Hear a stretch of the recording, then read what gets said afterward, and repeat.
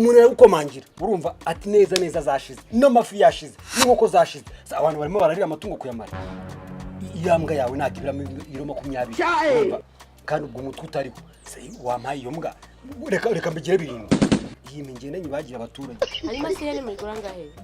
yene muri gurangahe yene biri muri senkani gutya ariko hanyuma mbwagira ukayiha birindwi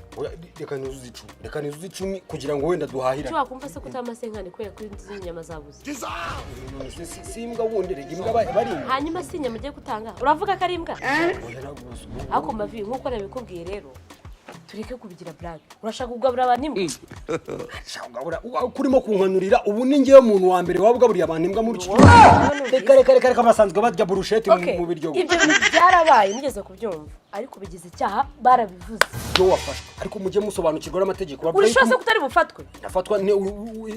ura mutwe w'imbwa yawe nago waca mu mwobo wa toilette yanjye ngo wohereze mu byadumva niko umuntu abayabaze n'ibyo ari bukore ndetse umutwe w'imbwa nago bagurisha reka buri umutwe w'imbwa ugiramo n'ubumara mu mutwe niyo mpamvu zihora zirakara zibwejagura buri ubwonko bw'imbwa wasa